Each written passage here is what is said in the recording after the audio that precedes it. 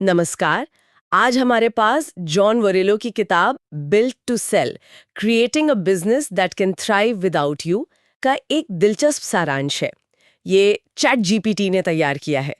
तो आज हम इसमें गहराई से उतरेंगे, समझेंगे कि वो क्या रणनीतियां हैं जिनसे एक बिजनेस न सिर्फ मूल्यवान बनता है बल्कि मालिक के बिना भी चल सकता है। बिल्कुल। और ये सारांश एक बहुत ही आम प्रॉब्लम को छूता है।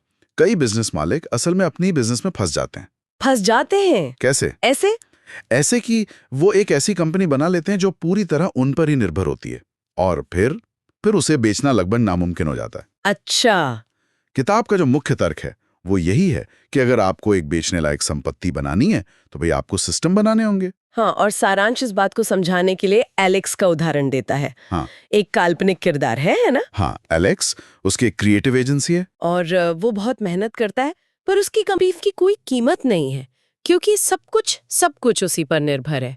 यहीं से वो बदलाव की कहानी शुरू होती है। सही। उसका मेंटर है टेड, जो उसे राह दिखाता है। तो टेड क्या सिखाता है? पहला कदम क्या होता है? सबसे पहला और शायद सबसे जरूरी सुझाव है विशेषज्ञता, मतलब स्पेशलाइजेशन। विशेषज्ञता। हाँ, एलेक्स की एजेंसी शायद सब कुछ करने की कोशिश कर रही थी, जैसे कई सर्विस बिजनेस करते हैं। टेड उसे सिखाता है कि भाई किसी एक खास दोहराई जा सकने वाली चीज पर ध्यान दो। मतलब सबके लिए सब कुछ नहीं बनना है, एक चीज में मास्टर बनना है। बिल्कुल। इससे प्रक्रियाएं बनाना आसान होता है, आप उस एक चीज में बेहतर बन पाते हैं। ये तो दिलचस्प है, लेकिन सिर्फ एक सेवा देना काफी तो नहीं होगा। विशेषज्ञता के बाद क्या? नहीं, बिल्कुल नहीं। यहीं पर दूसरा अहम कदम आता है, सिस्टम बनाना।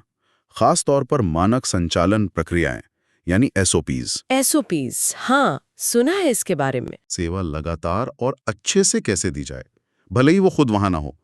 एसओपीज का मतलब है हर काम का एक लिखा हुआ तरीका। क्लाइंट कैसे लाएं, काम कैसे करें, प्रॉब्लम कैसे सुलझाएं।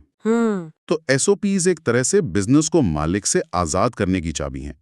लेकिन सारांश में सेवाओं को उत्पादों में बदलने का भी जिक्र था। प्रोडक्टाइजिंग सर्विसेज, ये क्या चीज है? ये एक बहुत ही शक्तिशाली आइडिया है।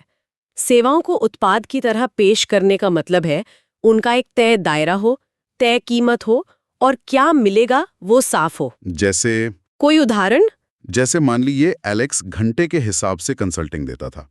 उसकी जगह वो एक वेबसाइट ऑडिट पैकेज बेचें जिसकी कीमत तय है और उसमें क्या क्या शामिल है वो भी पहले से पता है। अच्छा, समझ गई। इससे ग्राहकों को आसानी होती है और कंपनी के लिए डिलीवरी भी स्टैंडर्ड हो जाती है। एलेक्स के लिए इसका मतलब था कि वो कस्टम प्रोजेक्ट्स के झंझाल से निकलकर एक साफ सुथरी पेशकश बना पाए। ठीक है, तो पहले विशेषज्ञता, फिर एसओपीज से उसे व्यवस्थित करना और फिर उसे एक उत्पाद जैसा बनाना। इसके बाद शायद बिक्री प्रक्रिया की बात आती है, उसे भी मालिक से अलग करना। हाँ बिल्कुल, क्योंकि अगर मालिक ही अकेला सेल्स पर्सन है तो बिजनेस फिर भी उसी पर अटका हुआ है। सही बात है। एलेक्स को एक ऐसी सेल्स प्रक्रिया बनानी पड़ी जिसे दूसरे लोग चला सकें और फिर एक सेल्स टीम को ट्रेनिंग देनी पड़ी। ये मालिक को रोज की बिक्री से आजाद करता है। और आवर्ती राजस्व, रिकरिंग रेवेन्यू, सारांश इस पर भी जोर देता है। इसका क्या महत्व है? आवर्ती राजस्व आप कह सकते हैं किसी भी बिजनेस के लिए सोने की खान जैसी है। सोने की खान? हाँ, जैसे मंथली सब्सक्रिप्शन हो या रिटेनर कॉन्ट्रैक्ट। खरीदारों को ये बहुत पसंद आता है क्योंकि इससे भविष्य की कमाई का अंदाजा लगता है, स्थिरता आती है। एलेक्स के लिए ये शायद कोई मंथली मेंटेनेंस पैकेज हो सकता था। और साथ में साफ सुथरे खाते रखना भी जरूरी है ना? हाँ बिल्कुल, वित्तीय रिकॉर्ड एकदम साफ होने चाहिए। और फिर आता है मैनेजमेंट टीम बनाना और उन्हें अधिकार सौंपना। ये शायद सबसे मुश्किल होता होगा मालिकों के लिए, कंट्रोल छोड़ना। निश्चित रूप से बहुत मुश्किल होता है, लेकिन एक अच्छी मैनेजमेंट टीम के बिना मालिक कभी भी बिजनेस से पूरी तरह बाहर नहीं निकल सकता।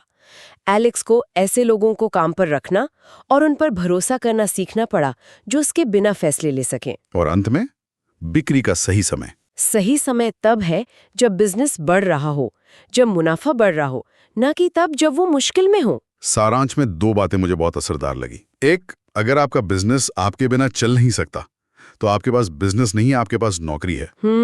बहुत गहरी बात है। और दूसरी, जितना कम आपकी कंपनी आप पर निर्भर करती है उतनी ही ज्यादा उसकी कीमत होती है। बिल्कुल, यही इस किताब का निचोड़ है।